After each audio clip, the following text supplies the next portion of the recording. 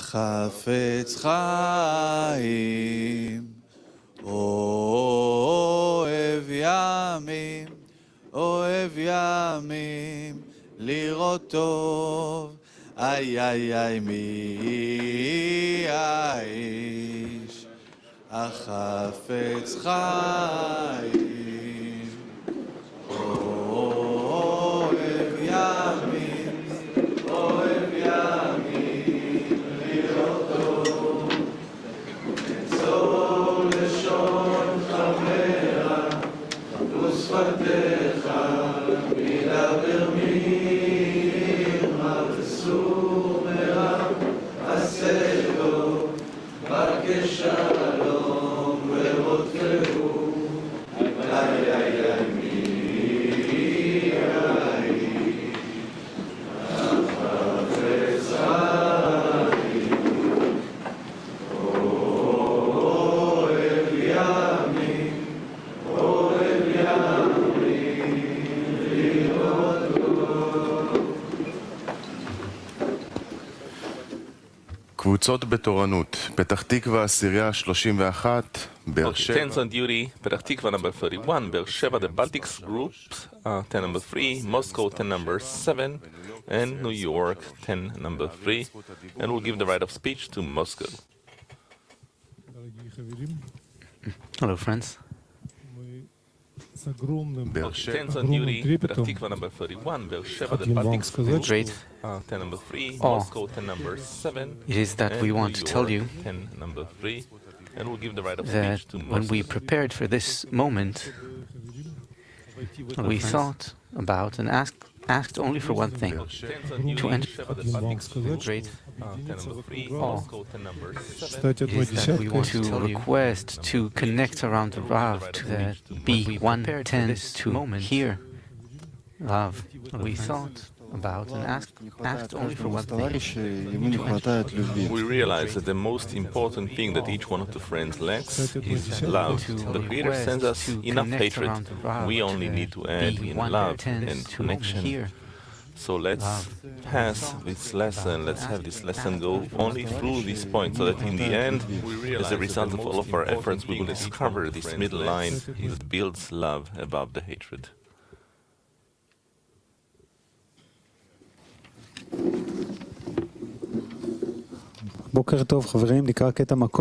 Good morning, friends. We'll read an excerpt and then we'll have a workshop question. Who is the mightiest of the mighty? He who makes his foe his friend. In ethics, we should interpret that mighty is one who conquers his inclination. That is, he works with the good inclination and subdues the evil inclination. The mightiest of the mighty is one who works also with the evil inclination, as our sages said, with all your heart, with both your inclinations.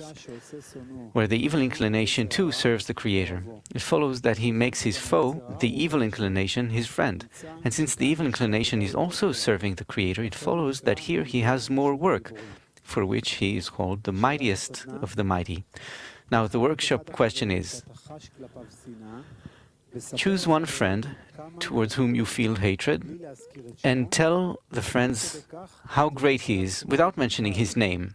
Relate to him like your own beloved son. Again, choose one of the friends towards whom you feel hatred and tell the other friends how great he is without mentioning his name. As you do this, relate to him like to your beloved son.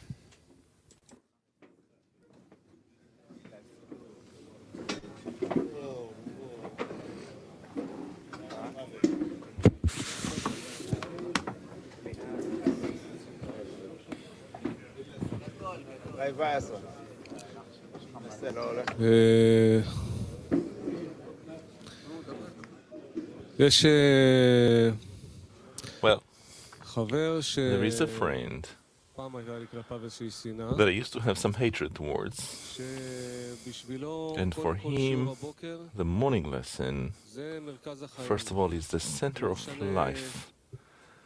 it doesn't matter when he went to sleep, how he went to sleep, what is happening. His whole reality, his whole life is first of all organized according to the morning lesson.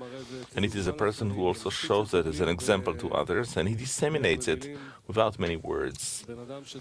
It is a person who cares for the center here as for his own home, truly, without being given a duty or anything. This is his home, his house, a person with a great heart towards all the friends.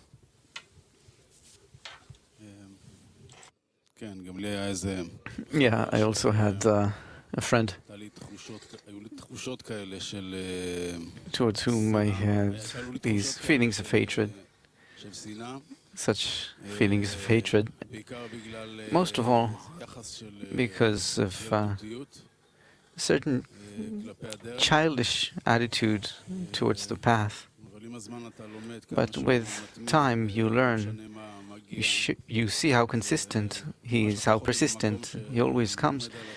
He took me to a place where I can learn about myself, about the patience we need to have in this path.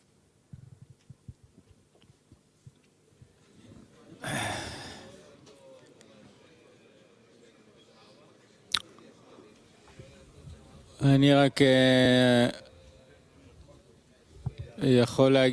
can only say that I made a big mistake, and the Creator proved it to me, and He showed me that everything that I felt was a lie, and this friend, now I love him the most. And he truly bought my heart.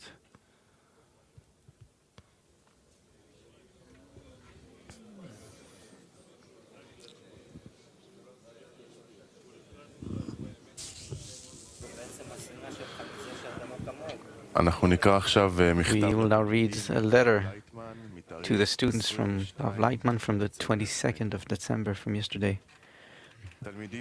Dear students, in the upcoming times until the week of Congresses, we have to make efforts in order to change our inner attitude. We must fight over the unity between us. A student who wants to know, to understand, to attain, has to connect in practice with the others. Otherwise, around me will remain only a few students, and around them, all of the rest of the students in wider circles. True, there are students who've been learning for 20 years and more, but they themselves can't hear, can't listen. This is part of the developmental process until you begin to listen. As HaSulam writes, the wisdom of Kabbalah requires greatly intelligent people who study the heart to study it for 20 or 30 years, and only then they'll be able to attest to it. Therefore, I do not think that I've wasted years of study, though previously I knew that it was impossible to speak this way. We are now entering a period where our study will deeply affect each and every one of us. A number of us will enter into God's work in a practical sense. A portion may be destined to leave our study, and a part will remain as Hasidim, devotees, students who will nod their heads and their hearts will not respond. There is a danger that they also will leave unless they will persevere with all their resolve and ability. Then the internal special part of the society will advance, and they will accompany this part. My advice for all the students is to hold on to the path internally. If you support each other, then the Creator will be revealed between you, and no one can come near you. Your position is excellent. You have the upper force. You must be in connection with Him alone. Therefore, only you, the friends, with the correct attitude between you, will build together the hatred and the love both, one over the other, like a sandwich. Love covers all crimes. In the middle, between love and hate, you will reveal the Creator. Tell me, what could possibly be better than that? Now, it's important for me to be precise in saying that we are not battling against division, separation, hate, or repulsion. Rather, we assemble the unity, the connection, and love upon them, one upon the other. And if you lack the strength to begin, then pray together to the Creator, for He expects and anticipates this. Intentionally, He has not given you the power to connect in order, or the desire to connect, in order that you will approach Him. The connection must be directed at Him. Otherwise, certainly nothing will result from this. How will you begin this step? Act. Play at it. If only because the teacher tells to do so. I know that you do not listen. Nobody is able to listen. But with a joint effort, by mustering all the strength that we have, our hearts will be awakened to listen. Please spread this idea further between all the members of Bnei Baruch. This way, at the very least, you will awaken each other.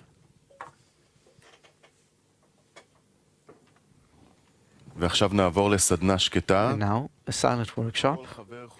Each friend thinks of how he helps the friends hold on to the path internally. Each friend thinks of how he can help the friends to hold on to the path internally.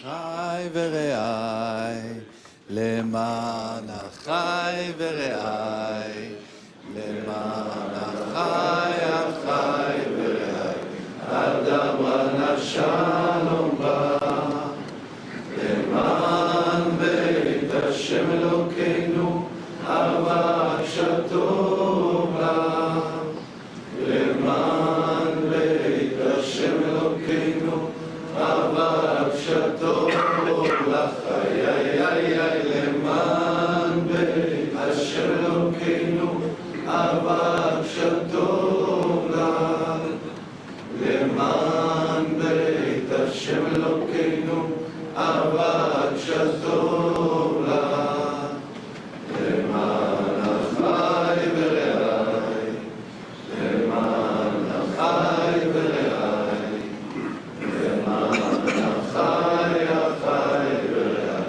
אדמה שלום בא, למען בית השם אלוקינו, אהבה שטוב לה, למען בית השם אלוקינו, אהבה שטוב לך, למען בית השם אלוקינו, אהבה שטוב לך, למען בית השם אלוקינו, אהבה שטוב לך.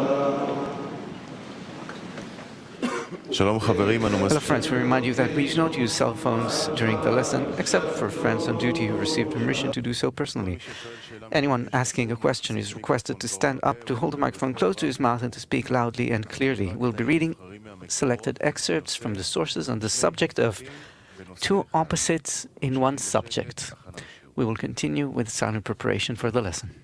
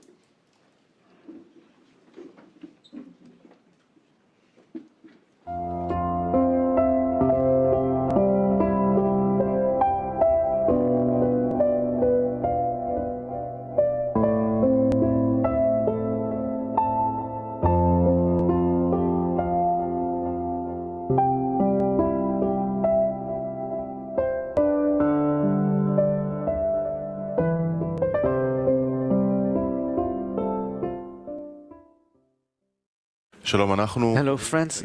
We'll be reading excerpts from the sources on the subject of two opposites in one subject. You can send us questions live on kab.tv, and you can find all of our texts on kabbalahmedia.info. This is actually the essential point that symbolizes for us the entrance to the spiritual world, to the spiritual realm. And the spiritual dimension is the dimension in which the Creator is the source of two forces with respect to us. This is how it is revealed. The bad force, the good force, the klipa, the kedusha, bestowal, reception, but two opposite forces. And for him, there is no contrast, rather it is one. With respect to us, for us, in our sensation, in our understanding, these are two forces, and they are contrasting opposites, meaning the more we get to know creation, we see that they are farther and farther apart and disconnected, and therefore we cannot grasp spirituality. As we're given this example from Torah, that in Isaac you shall have a seed and you need to sacrifice him. These are two opposite things. Kill him on the one hand, on the other hand, the promise that he will be the continuation of your entire path. How can it be? So we don't understand it with our mind. Rather, we have to acquire the upper mind. And if we exert in keeping these rules, by that, by our effort, we invite from above the reforming light, and it builds for us a new reality in which, inside of this new space, this new dimension we discover called the middle line, these two lines can exist as one, completing each other, and in such a way it exists. It's very difficult, it's impossible.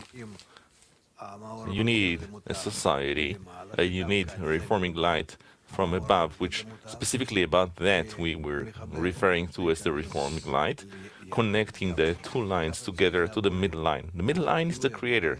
So the revelation of the Creator is the unification between the two lines, or reaching the purpose of creation, Gmal Tikkun, gradually, that way, two, always combining more and more. This is our work.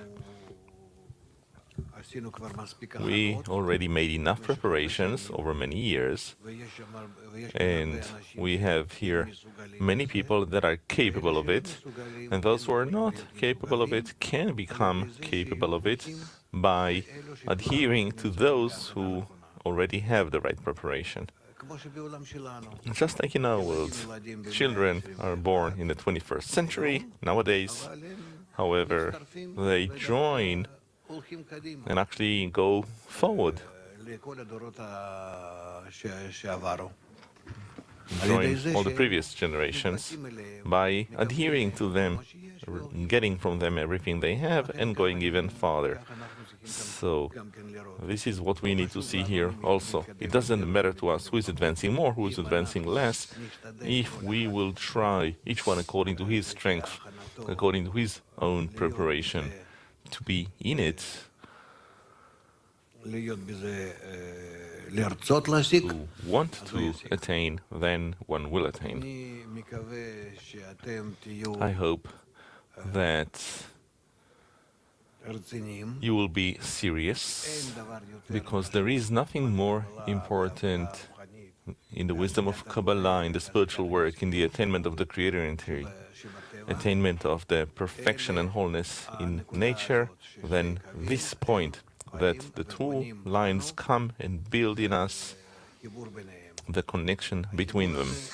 This connection is the spiritual space that is then revealed to a person. Then one enters it and starts to feel truly what is the next world, how can it exist.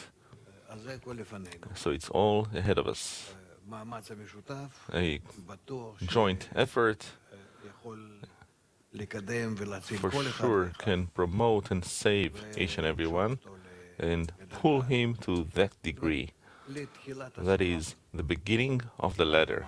Truly the ladder, not some feeling or understanding of what we have somehow where we were before. Rather, this is already a new state. So let us read and try to move forward and digest it. As we enter it, just realize that from here onwards, we are always going to go with 3 lines. It is called faith above reason.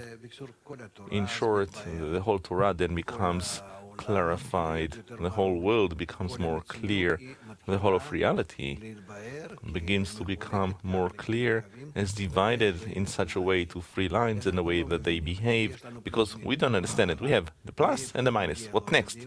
Where does it come from? We don't know. What's going on with it? We don't know. Here, by knowing how to correctly tie these 2 opposites above our world, our mind, with the spiritual mind and emotion, then we discover simply everything. It's boundless. We finally begin to realize how the Creator is operating, what does He do, how we and what should we do in order to resemble Him. And you should be as God, knowing the good and the bad. So, before the congresses and after the congresses, we will constantly advance with implementing this on the middle line, finding it, faith above reason, acquiring it, and that way, hopefully, we are beginning to step from one stage to the next stage on the rungs of the ladder. Please. 2 opposites in one subject, selected excerpts from the sources. Excerpt number 1 is from Baal HaSulam. Thou hast hemmed me in behind and before. The whole path of creation that the Creator created is regarded as 2 opposites in one subject, and all the combinations in the world were made in this way.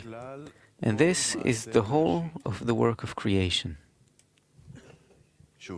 Again, the whole path of creation that the Creator created is regarded as 2 opposites in one subject, and all the combinations in the world were made in this way. And this is the whole of the work of creation. That there are no more than 2 opposites, and the Creator is above them. He builds them, creates them. For Him, there is no difference between the 2 of them, but in order to give us a positioning and existence, He specifically created us out of 2 opposites, because through the collision of the 2 of them within us, we can correctly detect and build the Creator in us. The Creator, Boreh, is Boreh, come and see. We build this image, if we can say that, an image, out of these 2 opposites. Therefore, the more we rise above these 2 opposites so that they will be as one, because they come from one source, so we will reach this source and establish it correctly and discover. Next, if you have any questions to the point, serious ones, about what we're talking now, about the text, please, you can go ahead and ask at any point. Excerpt number 2 is from letter 51 by Baal HaSulam. The whole difficulty in serving the Creator is that in the worshipper there are always two opposites in the same carrier, or in the same subject. That the Creator's uniqueness is simple, but must clothe in man's body, which consists of a body and a soul, which are two opposites. Therefore, in any spiritual concept that one attains, two opposite forms are immediately created in him. One form on the part of the body and one form on the part of the soul. By nature, a person cannot scrutinize the body and the soul as two subjects or carriers. Rather, he is composed by the Creator as one, meaning as one carrier. For this reason, spiritual attainment is as difficult for him as two opposites that cannot properly clothe in one carrier. It is similar to the binding of Isaac. When the Creator said to Abraham, "For in Isaac shall a seed be called unto you," the Creator said to him, "And offer him there for a burnt offering." From the perspective of the Creator, it is as is written, "I, the Lord, do not change." But in the perception of the receiver, they are opposites.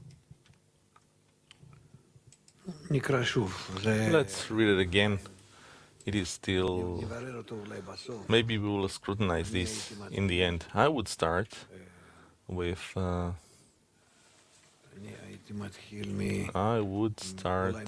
maybe from number 5. Excerpt number 5 from Rabash. What is a flood of water in the work? The law is that the middle line is a merger of the two lines. Since the right line of Kedusha, or holiness, is wholeness with respect to above reason, and the left line means that one sees within reason that he is incomplete. But quite the contrary, he is full of deficiencies. For this reason, the middle line consists of two lines. That is, it is impossible to go above reason before one has reason that shows him the situation, how it seems to him within reason. Then, it can be said that he is not looking at what the mind compels him to do. Rather, he goes above the intellect and believes in the sages, in what the sages tell him, and does not use his own mind. But if he has no mind nor reason to tell him anything, it cannot be said that he is going above reason. This is why the middle line is called peace, since one needs two lines. That is, by having two opposite lines and needing both. Number 6. Excerpt 6 from Shamati 107 concerning the two angels. HaSulam. Concerning the two angels that accompany one on the eve of Shabbat, of the Sabbath, the good angel and the evil angel. A good angel is called right, by which one comes closer to serving the Creator. This is called the right brings closer, and the bad angel is considered to be the left, pushing one away. This means that it brings one alien thoughts, whether in mind or in heart. And when one prevails over the evil and brings oneself closer to the Creator, it means that each time he overcomes the evil and attaches himself to the Creator. Thus, he has come closer to adhesion with the Creator through both of them. This means that both performed a single task. They have caused him to adhere to the Creator. In that state, one says, "Come in peace." And when one has completed his work, admitting all of the left into sanctity, as it is written, "There is no place to hide from thee," the bad angel has nothing more to do, as the person has already prevailed over all the difficulties that the evil presented. At that time, the bad angel is idle, and the person tells it, "Go in peace." Again, concerning the two angels that accompany one on the eve of Shabbat. this means two forces that work on us in order to bring us to the eve of Shabbat, which is the end of correction, Gimel Tikkun. The good angel and the evil angel. A good angel is called right, by which one comes closer to serving the Creator. This is called the right brings closer. And the evil angel is considered to be the left, pushing one further away.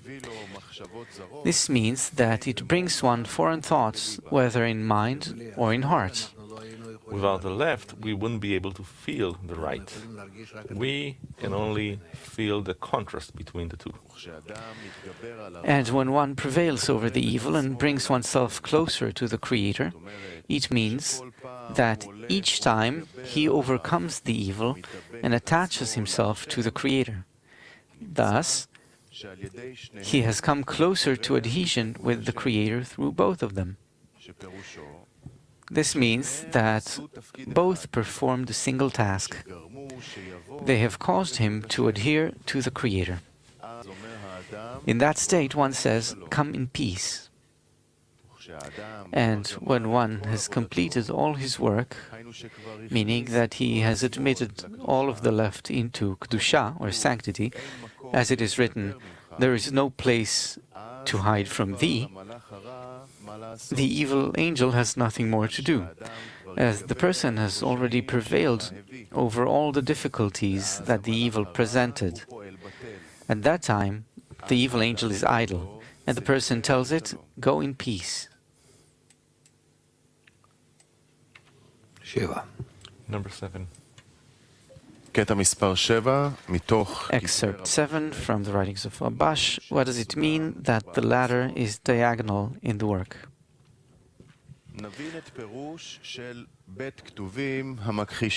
Understand the meaning of two writings that deny one another until the third writing comes and decides between them.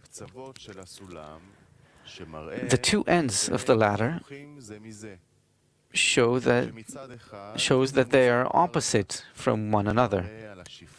On one hand, it is set on the earth, indicating the lowliness when it sees within reason how far he is from the Creator because he is immersed in self-love, which is disparity of form. On the other hand, its top reaches the heaven, as though he has complete wholeness and he is happy with his lot and is delighted as though he is in heaven and has no connection to worldliness. This is regarded as the ladder standing diagonally. This is the meaning of the words, two writings that deny one another until the third writing comes and decides between them. This is the middle line, meaning that these two lines engender a third writing, which is the Creator, called the middle line. This is, as our sages said, that there are three partners in man: the Creator, his father, and his mother. His father sows the white, his mother sows the red, and the Creator places within him a spirit and a soul. Again. Understand the meaning of two writings that deny one another until the third writing comes and decides between them.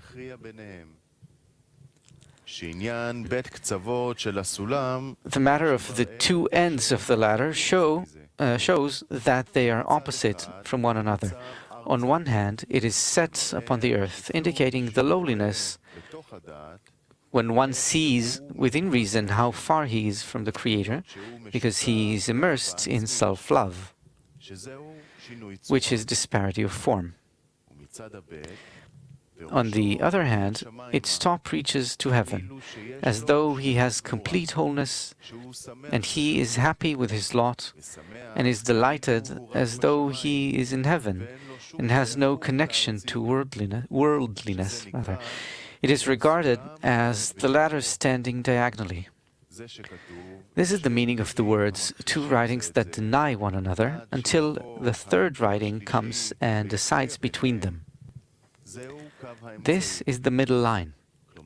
That is, those two lines engender a third writing, which is the Creator, called middle line. This is, as our sages said, there are three partners in man: the Creator, his father, and his mother. His father sows the white, his mother sows the red, and the Creator places within him a spirit and a soul.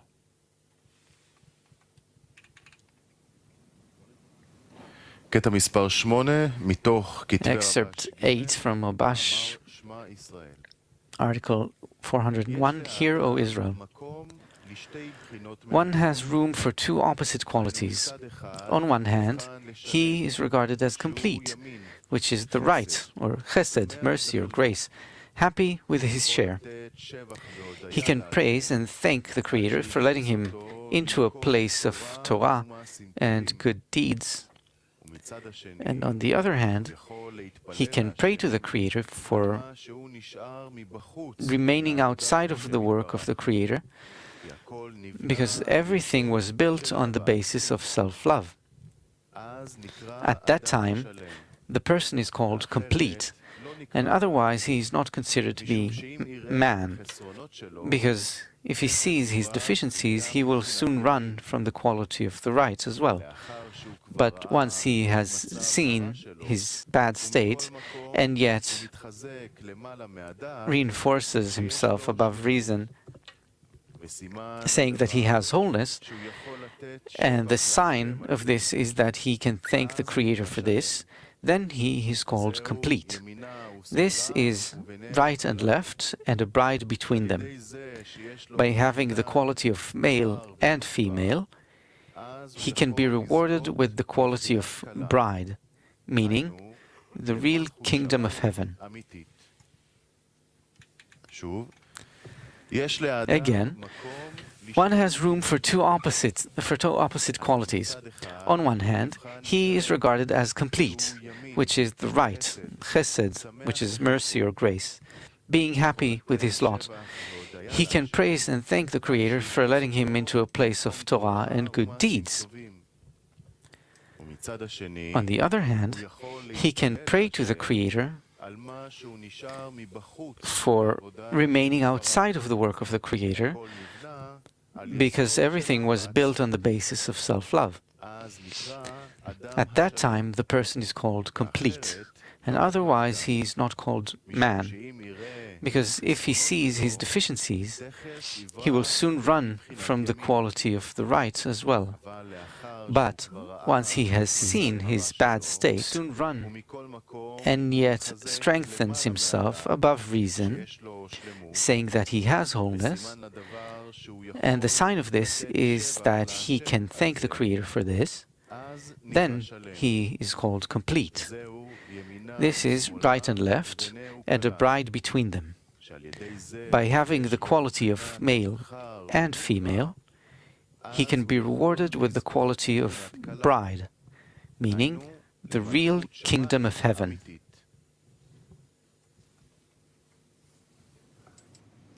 Do you have any questions from everything that we've read so far? No. Well, yes. What is one thing? Two opposites need to be in one thing. They need to build within us a single perspective or outlook. If, for example, you have a cup, half is full, half is empty, I understand here, but... Well, with your mind you cannot understand it. No. As much as you will try, just like you don't feel spirituality. you need to reach a new reality. We need to learn, to pray, to yearn for it, to do whatever we understand can bring us closer to it. And the most important is raising man. Then it will happen. Zvika, what do you want to say? Perhaps I can manage to understand what is the left and what is the right. First of all, let's understand what that is. The right line is wholeness, the left side is deficiency. Now he says that the third side has to come and clothe on us on the right and the left side. What is the third side then? The third side comes from above. By me being in a state where I'm confused, I'm incapable of connecting these two lines together because they are truly opposites. I have no possibility to connect them. Then I ask of the Creator, what can I do? And then following my efforts, which when I do whatever is required in the 10, mostly, out of connection with the friends, where I try to be in love covers all crimes, then I build a need for the revelation of the Creator in between these two opposites, between the hatred and the love. And I don't try to bring them to some middle state, average state, that maybe one will cover the other and I'll only see the good thing and I won't see the bad at all, which usually is either we're in the good or in the bad. Either I'm in peace or in war. With myself, with the friends, with the family, everywhere. But no, I specifically want to be in both of them and achieve a state that is built out of both of them. And when it is built out of both of them, it reaches wholeness. And the more I advance, these opposite states will become more opposite, and in my mind I will not be able to combine them ever. But above my mind, in the mind of the upper one, I will be able to see them, feel them, and hold them as one.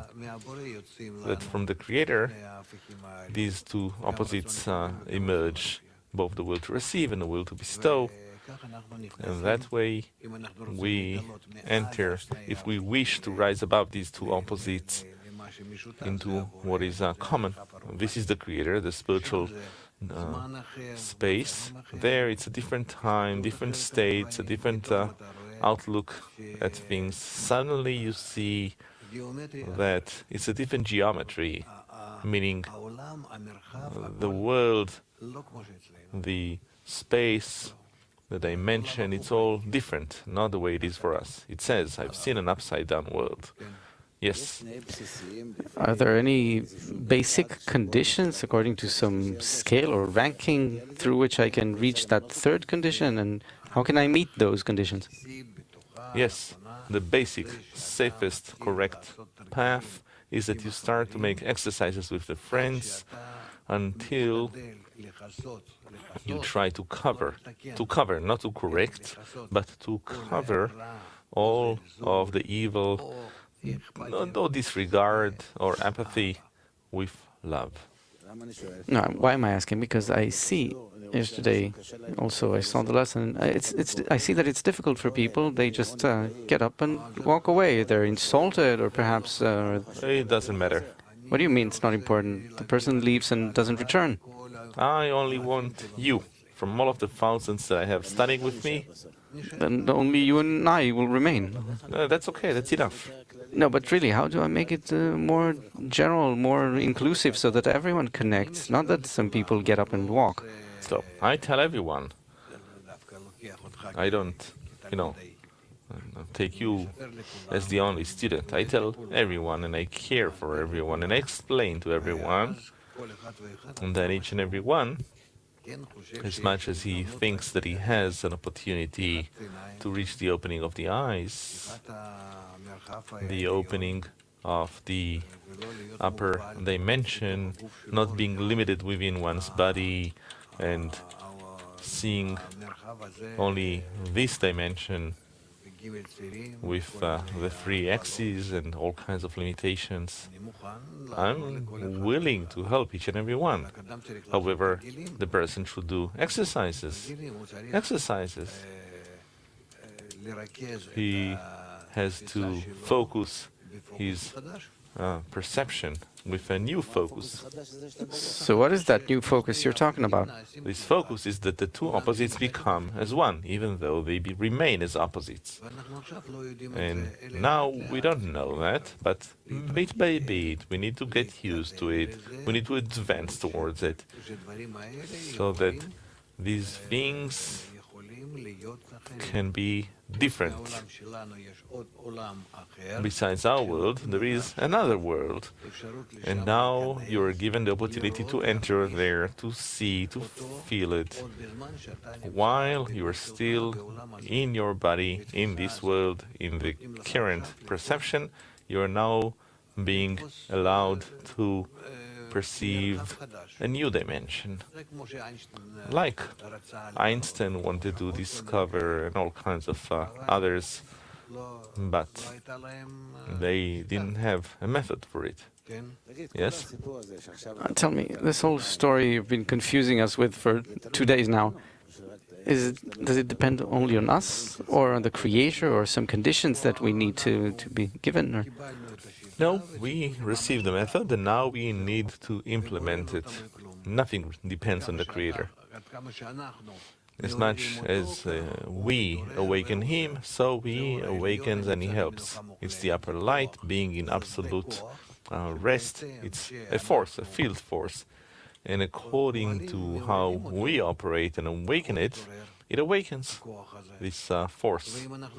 And if we don't awaken it, nevertheless it has its own program, and it intensifies its influence on us more and more, and then we advance in the path of Beito in its time.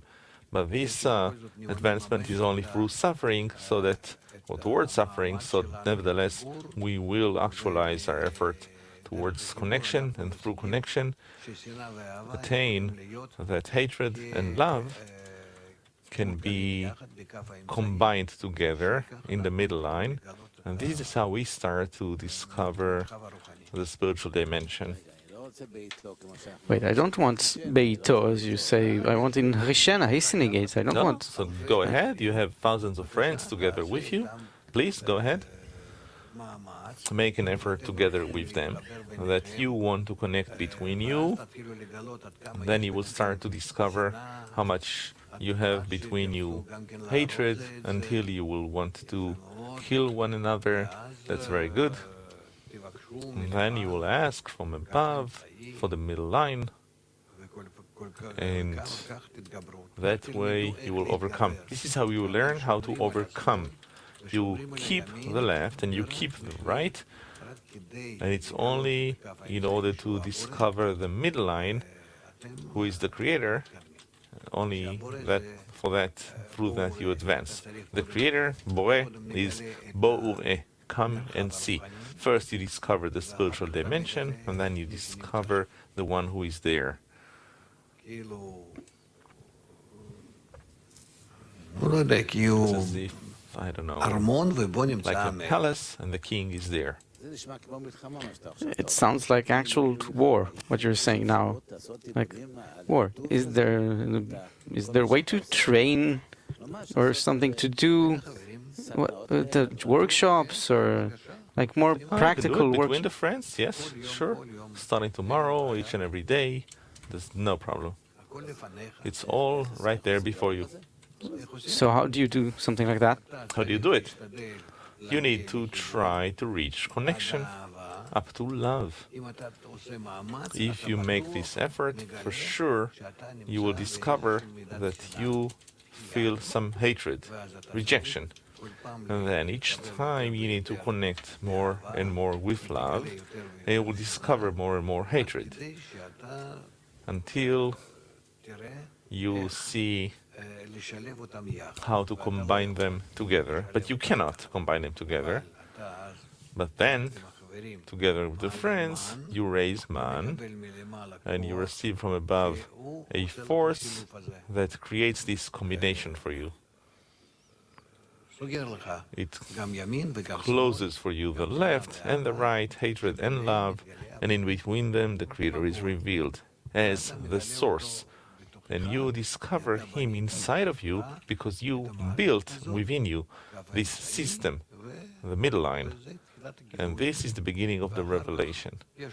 Later on, you have in that Ibur, Yanika, Mukhin, and the degree of various degrees, things that may seem to us as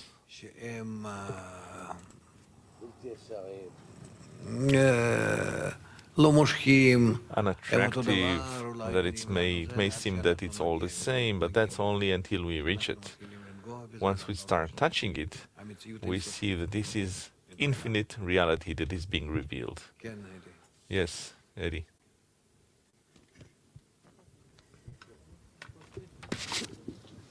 No. Well, somebody, yeah. He writes that when a person overcomes the evil, he brings himself closer to the Creator, meaning that each time he advances and overcomes the evil and attaches himself to the Creator, and so by both of them he finds adhesion with the Creator. What does it mean to overcome the evil? How does it work exactly?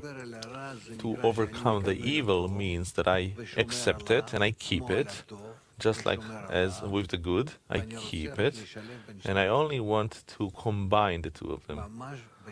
Truly, to combine the two of them. I need to realize that, no, it's not this one who's right, or the other one is right, none of them is right, none of them is guilty. Rather, I am looking for the source between them, which is the Creator. On one hand, he writes, we read several excerpts now. He writes about the ladder standing upon the earth, meaning lowliness. On the other end, there is the greatness of the Creator. What does it mean to combine them, to leave it as... Look, sir, I can't help you. Don't ask me. You need to do what you see, what it says. Try to do it, hours upon hours. Then you will have more questions, with which you will turn to the Creator. Yes, thank you.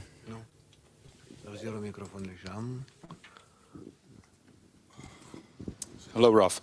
It's as if there are more forms of love. We have on the left side, we have, let's say, hatred. We strive for the right line, love. We also have love of the Creator. It's the middle line. So what's the difference between the middle line love and the right line love?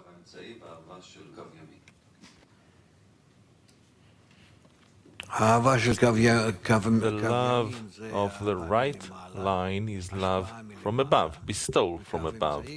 And the middle line is that we already combine the left and the right together, and they do not neutralize each other, but rather specifically from the two of them we build love to the Creator. From the right we cannot do it, from the left also, but rather specifically from the middle line. When in the middle line, we detect, we discover that everything comes from above, from a single source, and then we relate equally to the left and to the right.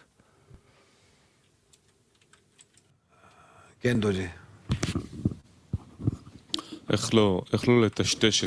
not to obfuscate the evil and the crimes that are revealed? The natural inclination is to delete it, erase it as soon as it's revealed. No, I expect it. Here the approach is different. I expect it. When I reject someone, when I hate someone, when somebody relates badly to me, that's how it seems to me, etc. I need to collect these things, to truly collect and collect them. It is coming from the Creator through all kinds of friends or incidents, and I collect these things. And on top of it, I already build a new attitude. If I cancel the evil, I won't be able to do anything. The natural instinct is to immediately repel the evil, to distance oneself from it. No, I created evil inclination. I created it for it, the spice of Torah. Otherwise, I won't advance. Now we need to relate differently to what we have. Any hatred, any rejection, anything that is revealed as bad, for us is equivalent to the good, and it's even more than it.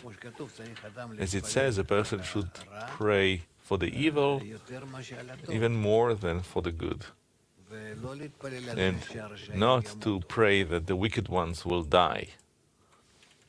Yes. What is the act of covering? The act of covering is that without evil, I cannot reach discovering the Creator, the revelation of the Creator. Look, let's say at what humanity did. I'm not talking during our time, because we already are in a distortion, cultural, educational distortion and everything. But what humanity always did, how many songs we have, literature, psychology that speak about the evil, speak about suffering, about pain, about what a person, well, minorically, what he feels, what he goes through in life, right? How many do we have? 99% of it. And how many good things do we have that they talk about something which is good, sweet, only for children? All kinds of little booklets about good things, because in the good there is truly nothing of realistic of its own. Rather, all of the forms come to us from the bad, from the suffering, from the yearning. And the good only comes in order to cover it. When the right line comes, it gives us the possibility to coat the bad things with adhesion with the Creator, with the revelation of the Creator. And therefore, in truth, the form, the shape comes from the bad, from the evil. Only the adhesion with the Creator, as a coating, it comes from the right line. Therefore, don't erase anything bad, but specifically collect all of these things one by one, and out of that, you will reach revelation. There is none as wise as the experienced one. If you need to protect, to guard the evil, what do you need to cover it? What is the covering? To cover it, because you want to reach using it correctly. I don't erase it, I only coat it. I coat it because it comes from the Creator. So I justify it, I realize where it came from and how specifically through it I need to reach the Creator, understand myself, rise above the evil, with faith above reason. That is our work. And this coating comes from the Creator? Well, of course, everything comes from the Creator, but the efforts come from me, seemingly. He also invites it, he arranges it, and even in advance in my spiritual DNA, and also now, the Creator does everything.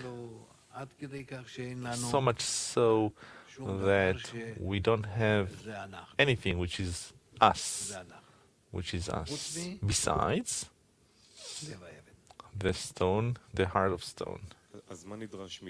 So what's required of us exactly, so that we don't disperse? What is our role in the system? Our role is, one, not to erase any evil, to try to pay attention to the evil, to the bad, and to see how against that we discover the Creator, so as not to erase the evil, but to keep one against the other. And through the effort, through the status of both of them, how do we build our attitude in a new focus of our vision, so that on the one hand we reach kind of being in cross-eyed, but we start to focus our vision on behind whatever we are looking at the source, the Creator, and this is how we discover Him. I don't have the words, and it's also impossible, but bit by bit, only so that you'll make the effort. Actually, there are words, right? What is this focusing? The focus is, well, I understand that in the spiritual space there's no evil or good. They both exist, they both have their place, and they don't cancel each other out. Rather, I can't grasp it right now, conceive of it. How can it be that on one hand you kill your own son, and on the other you know that he will be great, he will continue your continuation, right? How can it be? We, with our minds, we cannot comprehend this. It's impossible. There are such contradictions. It's not that it's just theoretics, like theoretical thinking in the Torah. It's something that you really cannot ascribe to anything else. You could say, okay, that's the Creator. He does this, and I just shut my eyes. That's a primitive approach, a religious approach, which we cannot agree with. We need to discover, to see the truth, and that's why we don't say that everything is in the hands of the Creator and that's it, it's not important to me, I just do what little I can do in my own little life. No, I'm not little. In my life I have to attain the whole of the thought of creation, and no less. All right? No. Well, number one? Or one? One time. Why? The whole of spirituality becomes clarified on three lines, through three lines. Because the Creator, in order to relate to the created being, he relates to the created being, to creation, through right and left, in order to give them free choice, freedom of action, the ability to discover something, to discover Him, as we see, day and night, light and darkness, understanding, lack of understanding, and so on. And so, for Him, it is one concept. For us, it becomes two opposite things, always. But specifically because it is two opposite things, then we can grasp it. If it was only one thing, we cannot. You cannot see anything with only light or only darkness. It's only through the contrast between them. What did the Creator get that out of wholeness and eternity He had to build a deficiency out of wholeness? How come? How can He create something if He is whole, complete, according to our basic understanding? How can it be? Therefore, I have created the evil inclination. Right? Thank you very much. Yes, it's... Until now, we learned, and the work was to cleave to the right, always be on the right, not awaken the evil. What changed? How do we work now? What changed is that we're no longer little children, advancing only through the good, the sweet, and all these such nice stories and tales and nice teddy bears, and even the wolf is like he dresses like Red Riding Hood and so on. No, now we're starting to relate to creation correctly. We have the right and the left, and between the two we want to locate the middle line, the creator, the source. So, if before it was only half an hour of the left, within 24 hours, what relation do we have now? What ratio? No, it's not left. It's not half an hour. It's left. It's that you think the left, but you wanting to see the good things and the bad things opposite each other and to attribute them all to the middle line, that you do for 23 hours and a half. What do you do the rest of the time? Think only of the good. We talked about it before. It's, like for children. But now we have a new approach. And this is a much more serious, very serious approach. It's an approach which pulls one inwards. It attracts all sorts of new powers, new events to him. And the main thing is that it positions one within the 10. And all of the application of this is in the 10. If you don't actually apply it with your friends every moment, you're not on the path. You're not in the right direction even, and you're not advancing. It's just one of the two, either fellowship, being together, or death. Right?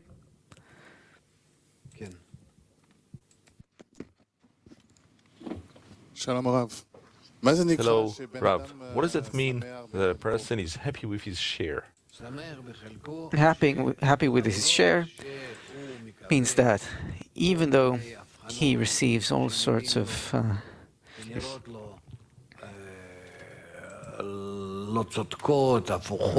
discernments that appear to him unjust, opposite, confusing to him, unpleasant, he is glad because it's for certain that he's getting it from the Creator.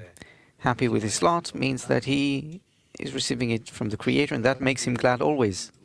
This means that he lacks nothing? No. No. It's not that it silences him. No. It may be that I'm very glad with what I have, because every moment I receive it from the Creator, from above, from the society. I receive all sorts of discernments which compel me to just be thrown around from one extreme to the other. And why shouldn't I be happy about this if I advance through this? On the other hand, it says that one prays. Yes, of course he prays. For what? For the Creator to help him combine these two discernments above reason. That's all of our work, to build a clear vessel above our own reason in the spiritual reasoning, by which we begin to feel the spiritual world, the spiritual space, the forces at work in nature, the Creator Himself, who is the source of all these forces. That's what we need to discover. We need to come to resemble Him. Now, resembling Him, you can achieve that only by knowing all His actions. From your actions, from your deeds, we shall know you. What does he enjoy in this process? That you want to come to resemble Him. And where are the friends here? The friends, without the friends, you can't even come close to Him. Where else, as we now know and learn, where you begin to sort his attitude to positive and negative only through the friends, in the friends. When he tried to be close to the friends, or when you try to kill them, but from above you receive the power to hold back from doing that and even transitioning to love for them. Thank you. Yes.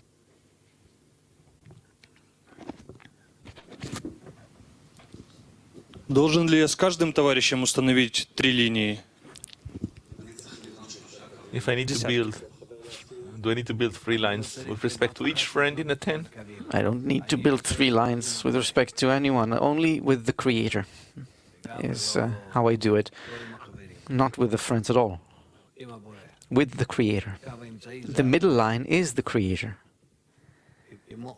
With Him, I need to apply, to do all this. Okay, friends, enough. You will see that now we're starting to have questions from all over the place, and I think that in these matters, we don't need to ask so much, but rather you need to discuss these things amongst yourselves and to hear and read them as often as possible. Continue. No? Well? Yes, the next excerpt. Excerpt number 9 from HaSulam. Thou hast hemmed me in behind and before. In the giving of the Torah, we were given the power through remember and keep were said in one utterance. What the mouth cannot say, and the ear and the heart think or contemplate. Meaning we cannot grasp these two discernments as one thing. This means that it is written that remember is the love and keep is the fear, which are two opposites. They were said to us and given to us as one, to unite them. Although they are truly opposite, and it is incomprehensible to the corporeal mind and heart how such a thing can exist in reality, it is the power of the Torah that one who adheres to it is rewarded with it, being connected and united in his heart, as in the quality of Jacob the patriarch. Who is as the right line for us. He symbolizes the right line.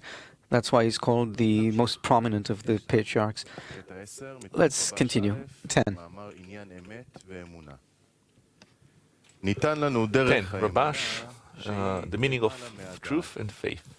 We were given the path of faith, which is above reason, namely not to take our sensations and reason into account, but say, as it is written, they have eyes and see not, they have ears and hear not.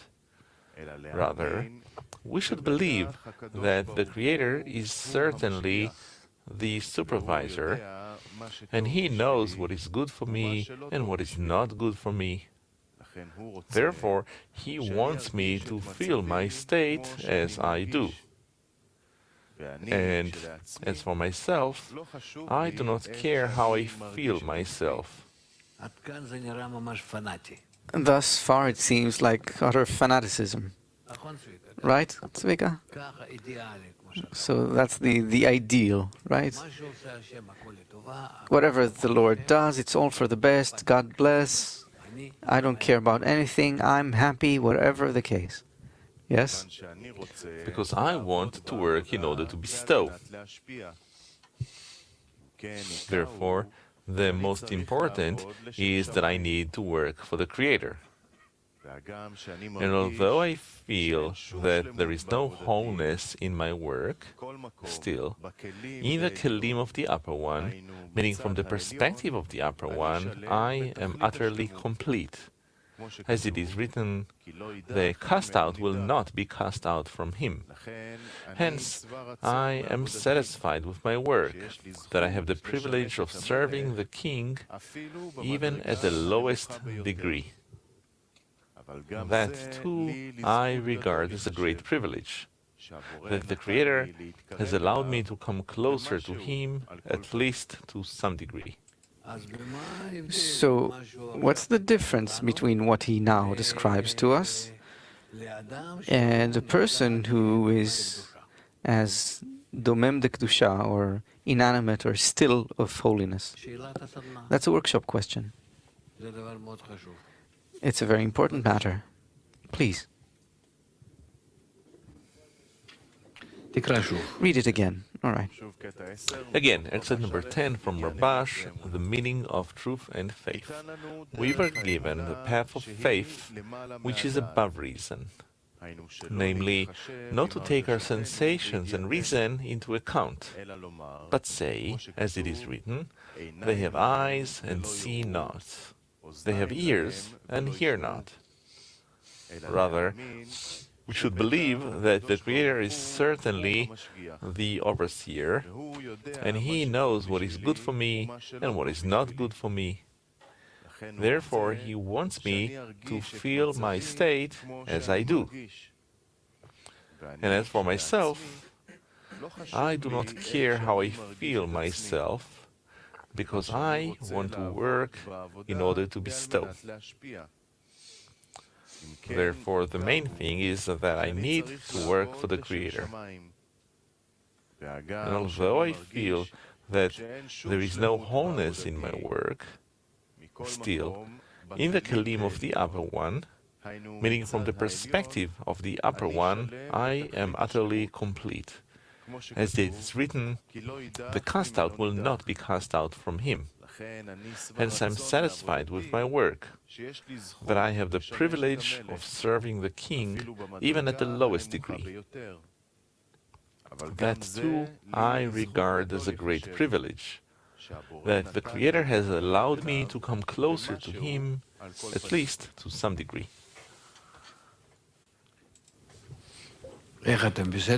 So, how are you all with this? Good? And let's go to this article, actually. Rabash, Volume 1. You have books. The matter of truth and faith. The meaning of truth and faith, rather.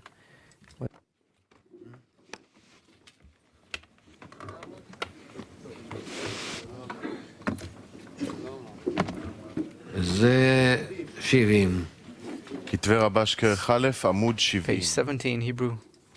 Writings of Rabash, page 70. משכפל תחרון. אנחנו קוראים בספר כתבי רבש כרך א'. We're reading in the writings of Rabash, article The Meaning of Truth and Faith. יש לכולם?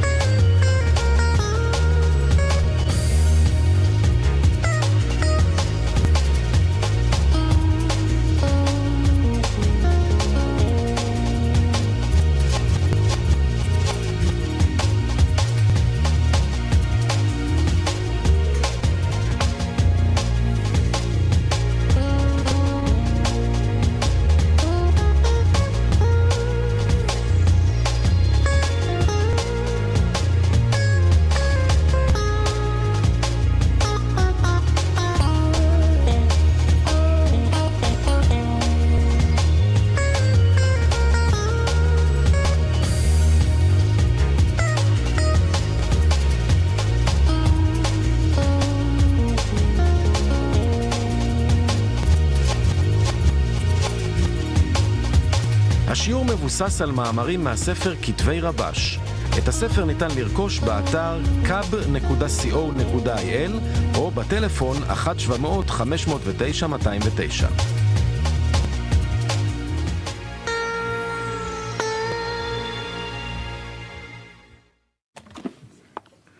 אנחנו קוראים בספר כתבי רבש כרך Reading the writings of Rabash, article The Meaning of Truth and Faith. Yes, truth and faith are two contradicting things. we see that in our prayer, which was established by the members of the Great Assembly, we also have two things that contradict one another. On the one hand, they have arranged for us the procession of the prayer, and prayer should be said specifically when a person is deficient. Moreover, our sages said, a prayer should be from the bottom of the heart, meaning that the prayer that we pray to the Creator should be from the bottom of the heart, meaning that we will feel the deficiency throughout the entire heart. This means that within the heart there should be no place that is whole, but rather only deficiencies. And the greater the deficiency, the more the prayer is accepted compared to other prayers. It is written in the Zohar about the verse, a prayer for the poor when he is weak and pours out his words before the Lord. But there are three that are called a prayer for Moses, man of God. There is none like this prayer in another man. A prayer for David. There is none like it in another king. A prayer for the poor. Of the three prayers, which is the most important? It is a prayer for the poor. This prayer comes before the prayer of Moses, before the prayer of David, and before all other prayers in the world.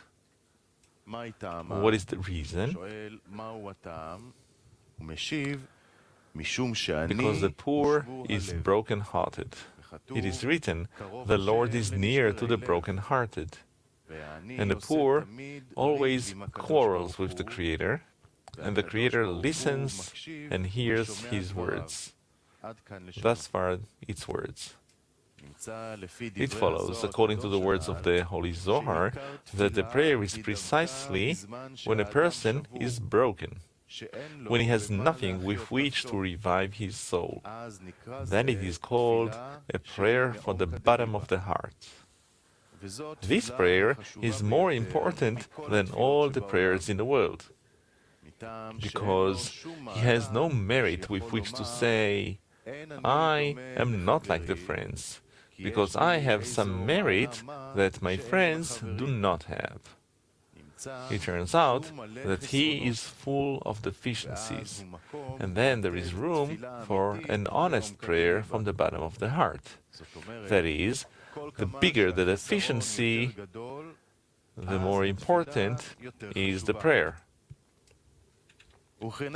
And corresponding to the prayer that they have arranged for us in the book of the prayers, they have arranged for us an order of praise and gratitude.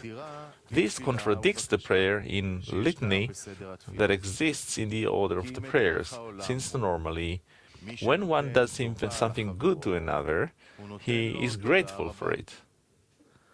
But the measure of the gratitude is always according to the measure of the benefit that he does for him.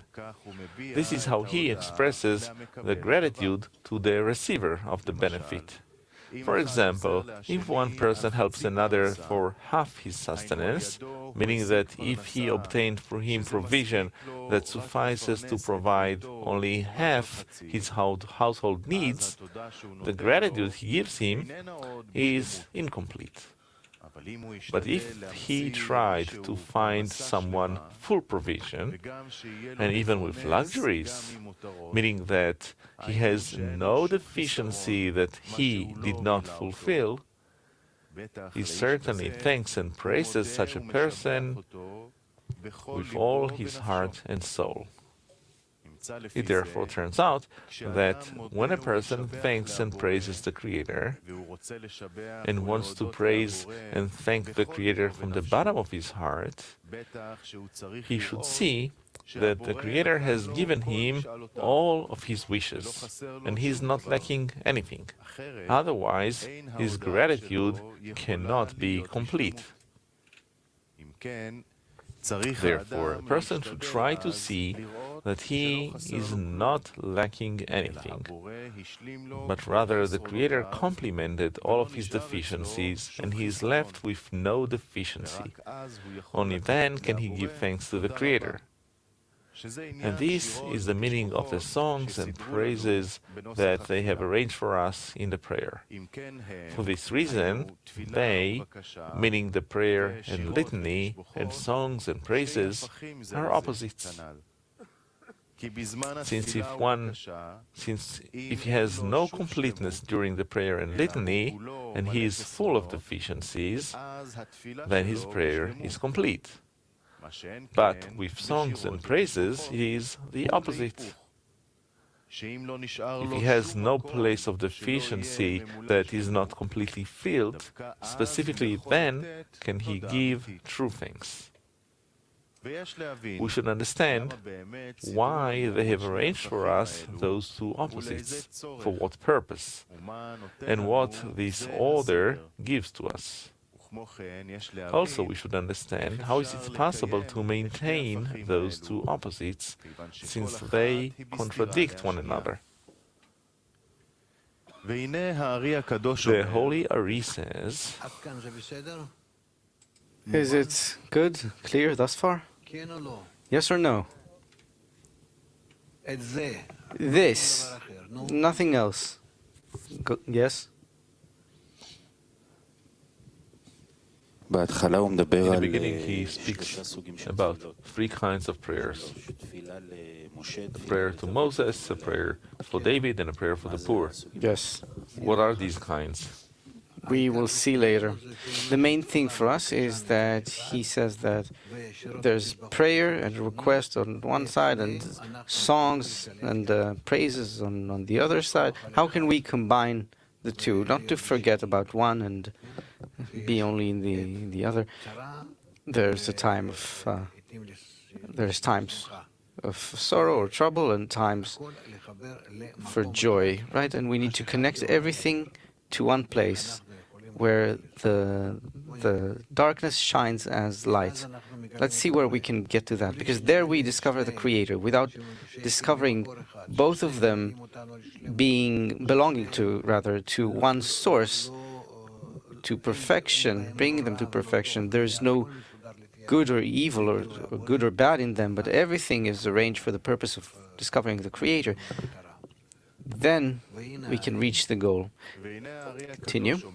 The Holy Ari says, there should be two doors in a woman, so as to close them and hold the fetus inside, so it does not come out until it is completely fashioned.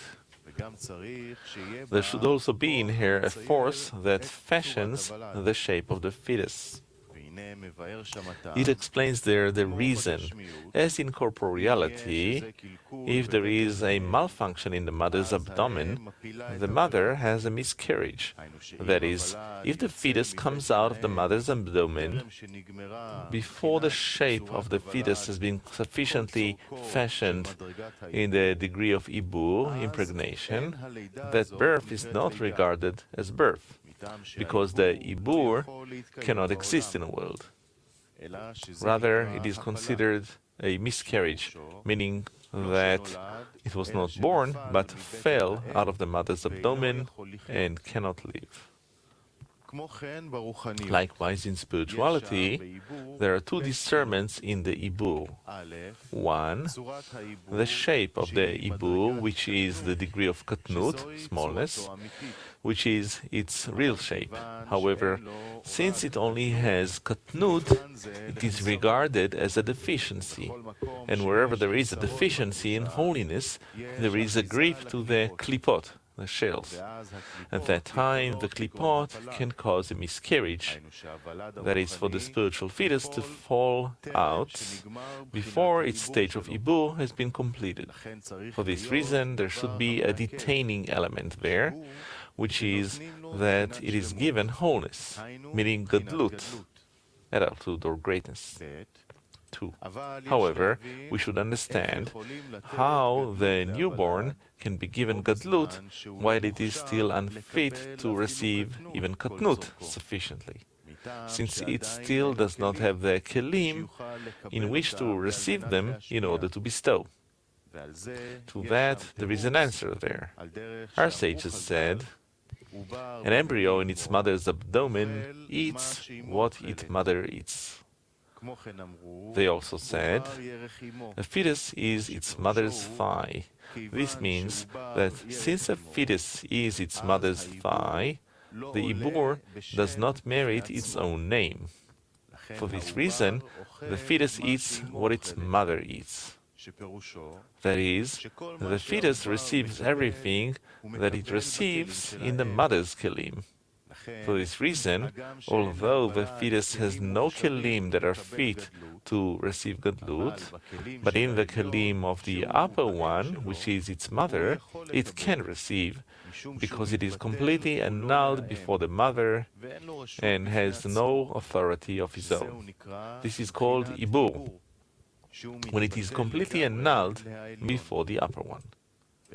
Then, when it receives gadlut, it is in wholeness. This is why there is no grip to the klipot there, and this is why it is called the detaining force. This keeps the fetus from falling in spirituality like a miscarriage in a corporeal fetus, from where the mother must watch over her fetus so that there will not be any malfunction there. It is likewise in spirituality. It turns out from all of the above that we should discern two states in man's work. One, one's true state, meaning one's katnut, when everything he does and thinks is katnut. The sensation of katnut begins when he wants to walk on the path of truth, which is work in order to bestow. At that time, he begins to see his katnut, how far he is from matters of bestowal, and he cannot do anything in order to bestow. This is called truth, meaning his true state. So we need to examine to see if we are in that state. Am I in the true state, the state of katnut? Do I want to attain something in order to bestow the powers of bestowal, in order to bestow when I do not yet attain them? And that is called katnut. I want to attain bestowal. Then, because it is katnut, there can be a grip to the sitra achra, and one can come to despair, God forbid. It turns out that his entering the work is regarded as ibur, and he can come into a miscarriage, meaning to fall from his degree, similar to the corporeal fetus that falls out from the mother's abdomen and cannot stay alive. Meaning that from the state of katnut, I also need to feel myself in wholeness. I'm under the care of the upper one, like the fetus is being taken care of completely, absolutely in the womb of his mother. So I need to feel that even though I lack and I'm deficient, alongside that, I am in wholeness. Even though I don't have, I'm deficient, because it's specifically in this way that I develop, and I am happy for it. Yes. Likewise, in spirituality, he falls from his degree and needs later on a new ibur. That is, he needs to start his work anew, as though he never served the Creator. If he comes in with criticism and denying things, yes, negativity. For this reason, there should be a detaining force so that the fetus will not fall out. This means that at that time he should be in wholeness, meaning to feel that he is not lacking anything in the work, but that now he is close to the Creator in complete dvekut. And no one can tell him, but you see that you have no progress in the work of the Creator. Therefore, you are exerting in vain, and you are unfit to serve in holiness. Therefore, you need to be like everyone else. Why are you making such a fuss that you want to be at a higher degree than everyone else, although you derive no satisfaction from the work of the general public? This is what gave you the push so as to be able to have thoughts and desires that you must come out of the work of ordinary people and go farther ahead towards the truth. It is true that this is the truth, but you see that although you want to walk on the path of truth, you are unfit for it, either because you lack talent or because you lack the strength to overcome, as you are unable to overcome the nature of self-love with which you were born. Therefore, drop this work, dwell in lowliness like the rest of the people, and do not raise your heart above your brother to be haughty. Rather, it is better for you to retire from this path. For this reason, in order not to fall into such thoughts, he needs the detaining force. That is, he must believe above reason that the grip he has on the path of truth is great and very important, and he cannot even appreciate the importance of touching the path of truth. For this is the entire kli in which the light of the Creator will be. However, this is in the kalim of the upper one. That is, the Creator knows when a person should feel his dvekut with the Creator. In his own kalim, he feels the opposite, that now he is worse than when he walked on the path of the general public, where he felt that each day he was adding good deeds and Torah and mitzvot. But now, since he has started walking on the path of the individual, to always keep the intention, how much can he work in order to bestow, and how much he can relinquish self-love, at that time he usually sees how much he is nearing the truth. At that time he always sees more of the truth, that he is unable to exit self-love.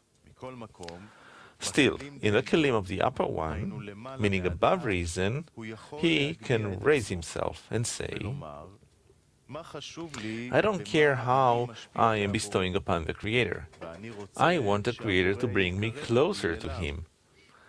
And the Creator certainly knows when the time will come when I will feel that the Creator has brought me closer to Him. In the meantime, I believe that the Creator surely knows what is best for me. And this is why He makes me feel the feelings that I am feeling. But what is the reason that the Creator wants to guide me on this path? Meaning that I must believe in the path of faith, that He is behaving with me benevolently, and if I believe it, He has given me a sign, the amount of joy I have, the amount of gratitude that I can give to Him for this, and how much I can thank and praise His name. Surely we must say that it is to our benefit, that specifically through faith we can achieve the goal, which is called receiving in order to bestow. Otherwise, the Creator could certainly lead us by the path of knowledge, and not by the path of faith. By that you will understand what we asked. Why do we need two things that deny one another? That is, on the one hand, we should walk by the path of truth, meaning to feel our situation, that we feel that we are moving farther from self-love and toward love of others, and how much we would like the world to be in, may His blessed name grow and be sanctified. And when we see that spirituality is still not important, we feel ourselves in great deficiency. And also to see how much we regret it, and how it pains us that we are removed from Him. This is called truth, meaning the state we feel in our kelim according to our sensation.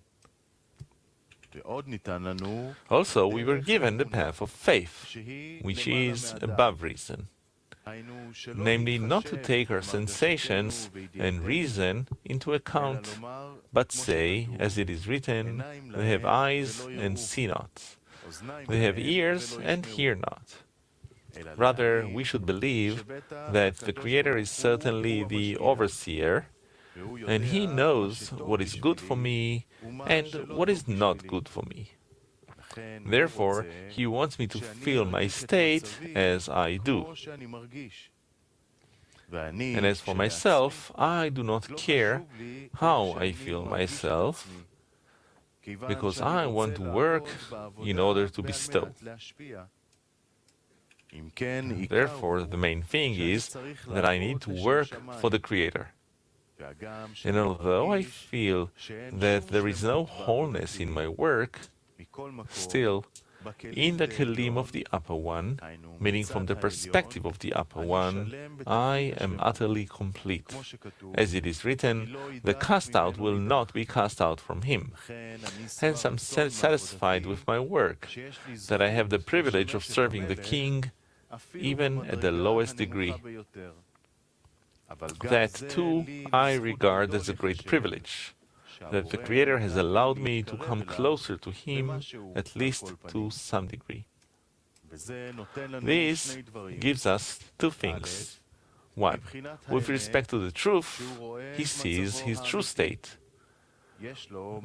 that he has room for prayer, and then he has room for deficiency. At that time he can pray that the Creator will complement his deficiency, and then he can rise by the degrees of holiness. 2. The path of faith, which is wholeness, that from here he can praise and thank the Creator, and then he can be in joy. But again, there's a great problem in maintaining this, holding on to it. And it's at the same time, together, not one after the other, but at the same time to have the lack and the gratitude in wholeness, in joy, and in sorrow and deficiency, both. We need to acquire this gradually. Then we will understand how they come from the Creator in one thought, through one thought, one action. Remember and keep, it is called. All right? Now we will move on to the introduction to the book of Panim, Meirot, uMasbirot. So now we're going to read in the writings of Baal HaSulam. What I recommend, throughout the day, you should read these excerpts, which we started reading this morning. It's called Two Opposites in One Subject, selected excerpts from the sources from beginning to end, or if you prefer, from the end to the beginning. The main thing is for it to constantly flow through you and fill you. By being in that, in this thought, you will begin to feel new things, new discernments. How this opens new spaces for you in feeling, in understanding, thought, and that's what I need. so that there's someone to talk to within that hollow, that space that each one reveals within him. So throughout the day we read this, each one individually, and later as you interact, also those special occasions, please. So, again, we are reading in the writings of Baal HaSulam, the introduction to the book Panim, Meirot, uMasbirot, item 17.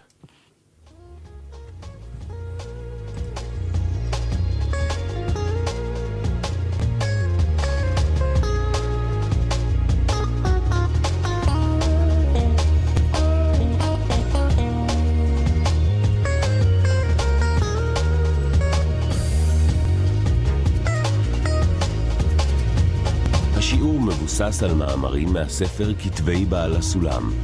את הספר ניתן להוריד באתר קבלה לעם, kab.co.il.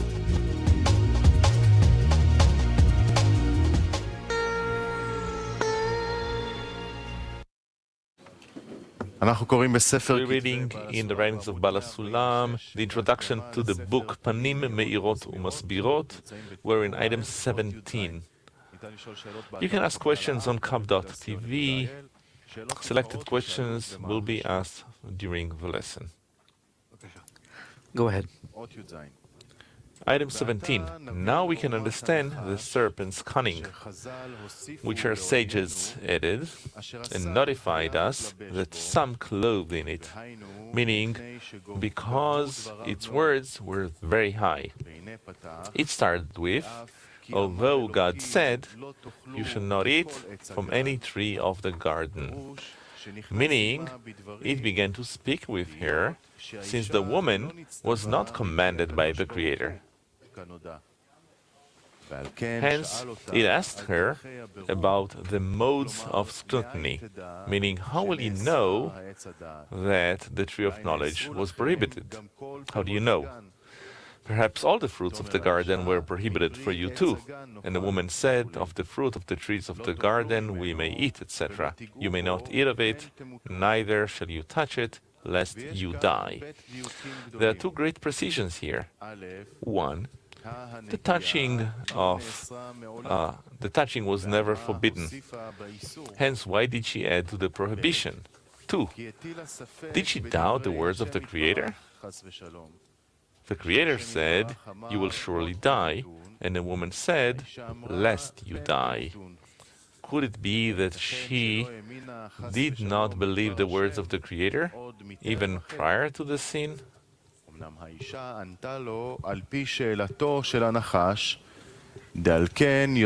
Yet the woman answered it according to the serpent's question.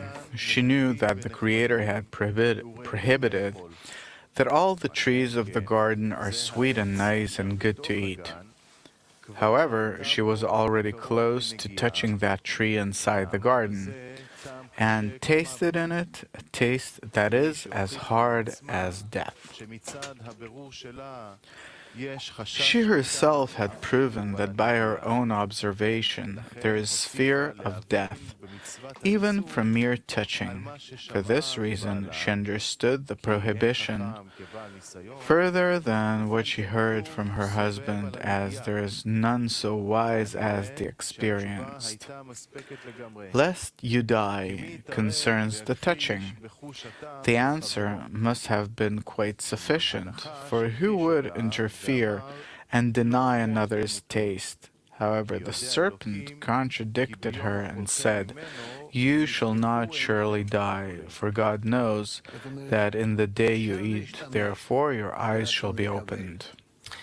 Meaning, it's possible to use the will to receive. It's not that it cannot be used and there's only bestowing in order to bestow, because they were on the level of the Garden of Eden, at the level of Binah. Rather, you can use the will to receive, you can advance, but the prohibition is only how do you use the will to receive, without touching the stony heart. All those things you cannot correct. But in terms of bestowing, from bestowing in order to bestow, which you're in now, you can achieve receiving in order to bestow, meaning you can eat from all the trees of the garden except for the tree of knowledge. We must make the precision concerning the matter of the opening of the eyes to this place. Indeed, it informed her of a new and sublime matter. It proved to them that it is folly to think that the Creator created something harmful and detrimental in His world. Thus, with respect to the Creator, it is certainly not a bad or harmful thing. Instead, that bitterness that you will taste in it, when even close to touching, is only on your part, since this eating is to notify you of the height of your merit. Thus, it is additional kedusha that you need during the act, so your sole aim will be to bring contentment to Him, to keep the aim for which you were created. For this reason, it seems to you as bad